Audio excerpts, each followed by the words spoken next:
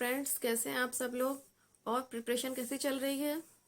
Class 12th आज हम लोग इंग्लिश विस्तास का जो लास्ट चैप्टर है मेमोरीज ऑफ चाइल्डहुड इसका first part the cutting of my long hair पढ़ेंगे, है ना। अगर बात करें इस स्टोरी की थीम की, तो इसमें जो गर्ल है जिट कला नाम है जिसका, वो उसकी जो एंग्विश है, उसकी आयरनी जो है वो किस तरह से डिपिक्ट की गई है कि एक इंडियन कल्चरल गर्ल को किस तरह से फोर्स किया जा रहा है कि वो अमेरिकन कल्चर को एक्सेप्ट करे, उसको अडॉप्ट करे, है ना।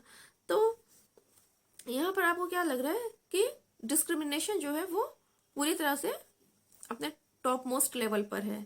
डिस्क्रिमिनेशन कैसे कि हम क्यों किसी और की कल्चर को, किसी और की संस्कृति को अडॉप्ट करें, उसको फॉलो करें। हमारी खुद का कल्चर है, हमारी खुद की संस्कृति है।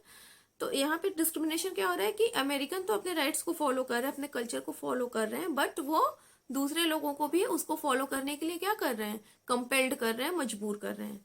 तो इसकी मेन थीम यही है। चलिए इसके मेन पॉइंट्स यानी समरी को देख लिया जाए।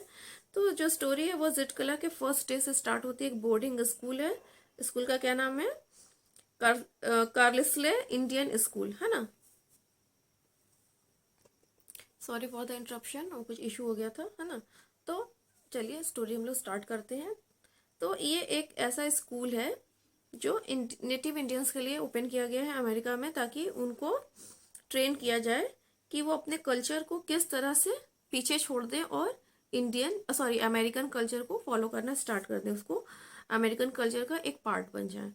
तो जिट कलर डिस्क्राइब करती है कि वो बहुत ही बैड फील करती है जब उसको वो ये देखती है कि उसके शोल्डर पर एक जो उसने शॉल ओढ़ रखी है उसको हटा दिया जाता है स्कूल अथॉरिटीज की वजह से, जब वो डाइनिंग हॉल में एंटर करने जा रही होती है ना। यानी कि आपके कल्चर का जो भी ड्रेसिंग सेंस है उसको क्या कर रहे हैं वो लोग, चेंज कर रहे हैं, उनको अपने कल्चर को वहां पे वो प्रमोट कर रहे हैं।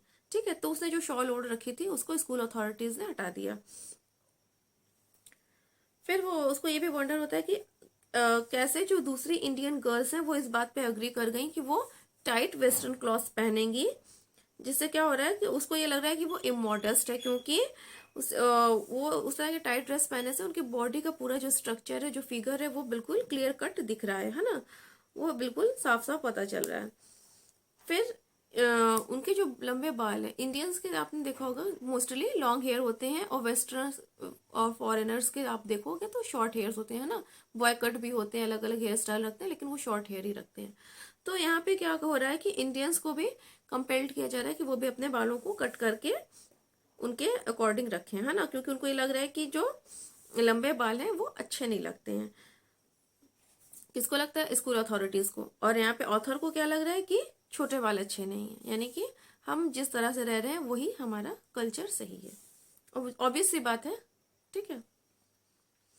तो उसकी माँ ने उसको बताया था कि जो कावर्ड्स होते हैं या तो जो मॉर्नर्स होते हैं उनके ही हेयर को क्या किया जाता है, रिमूव किया जाता है, शेव किया जाता है ना। आप लोगों ने देखा होगा स्पेशली हिंदूज में कि जब किसी की डेथ होती है तो पूरे हेयर को क्या किया जाता है, शेव कर दिया जाता है, बिल्कुल एकदम कैसे हो जाते हैं, पूरा बाल हटा दिया जाता है, इवन कि वो अपनी शेव को भी हटा देते हैं। तो ये एक सिंबल होता है, एक साइन होता है कि उनके घर में किसी की डेथ हुई है। या तो जो कावर्ड होते हैं, जो कायर होते हैं, उनके बालों को भी काट डाला जाता है, बिल्कुल हटा दिया जाता है।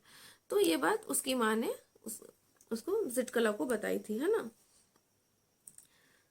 तो जब वो जिटकला दूसरी लड़कियों के साथ डाइनिंग हॉल में जाती है तो वो ये चीज नोटिस करती है कि एक हल्का पीले पड़े हुए चेहरे वाली औरत, पेल्ड फेस वुमेन, उसको काफी ध्यान से देख रही है, क्योंकि वो टेबल मैनर्स को फॉलो नहीं कर रही है।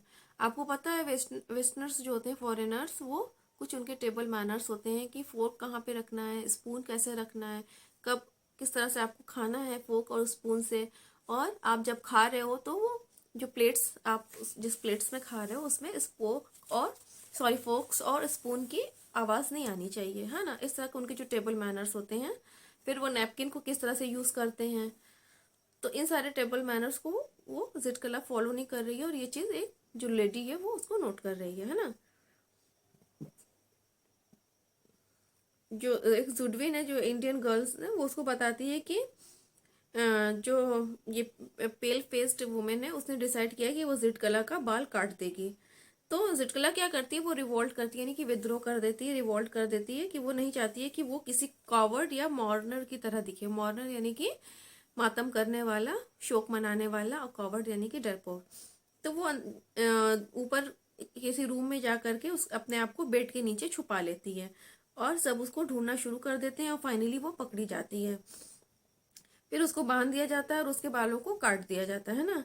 तो इतना डिप्रेस्ड और ह्यूमिलेटेड फील करती है इसकी वजह से कि उसको क्या किया गया है कि उसके बालों को काट दिया गया है। तो वो अपने आप को कैसा फील कर रही है कि या तो वो कोई कॉवर्ड है या मॉर्नर है। और इस टाइम वो अपनी माँ को बहुत ज़्यादा याद कर रही है कि अगर वो इस हार्ड टाइम उसके साथ होती तो उसको थोड़ा कंफर्ट देती। तो फिर वो क्या होता है कि वो अपने आप को चरवाहों के हवाले, किसी पालतू जानवर की तरह चरवाहों के हवाले कर देती है। यहाँ पे चरवाहा किसको कहा गया है, उन्हीं स्कूल एडमिनिस्ट्रेशंस को, है ना। एक मिनट के लिए अगर आप अपने आप को उसकी जगह पे रखिए और सोचिए कि आपके बाल को इस तरह से किसी ने काटा हो तो कैसा लगेगा, है ना। तो उसको ऐसा लग रहा है कि वो कोई एक एनिमल है, कोई एक पालतू जानवर है जिसको वो लोग क्या कर रहे हैं, ओवर पावर्ड कर रहे हैं, अपने अकॉर्डिंग उसको चला रहे हैं, है ना। तो उसको ऐसा लग रहा है कि अब वो उसको कोई और ही कंट्रोल कर रहा है। तो स्टोरी यहाँ पे ख़त्म होती है, और एक बहुत ही डिसअपॉइंटमेंट होता है कि हाँ वो अपने बालों को बचा नहीं पाती है कट होने से। बात कर लेते हैं इंपॉर्टेंट क्वेश्चंस की। तो अभी तो क्योंकि हमने फर्स्ट पार्ट ही पढ़ा है, तो बेसिकली क्वेश्चन अगर लॉन्ग क्वेश्चन आता है तो हो सकता है दोनों का कंपैरिजन, दोनों पार्ट्स का कंपैरिजन पूछा जा सकता है। और अगर हम लोग सिर्फ इसी पार्ट के इंपॉर्टेंट क्वेश्चंस की बात करें तो इसमें देखिए जिटकला ने जो फेस किया और उसने उसके अगेंस्ट किस तरह से रिवोल्ट किया, है ना। तो इसकी इंपॉर्टेंस और उसका रिजल्ट पूछा जा सकता है क्वेश्चन में। और एक चीज इसमें यह है कि अगर आपको कोई अप्रेस्ड कर रहा है, किसी चीज से आपको दबाव दे रहा है, किसी चीज से आपको मना कर रहा है, तो आप उसके अगेंस्ट किस तरह से रिवोल्ट करते हैं, किस तरह से उसके अगेंस्ट अपने आप को प्रिपेयर करते हैं, उसको फेस करते हैं। और इसको आपको जिट कला के अकॉर्डिंग बताना होगा, है ना। तो ये दो क्वेश्चंस इसमें देखिए इंपॉर्टेंट है।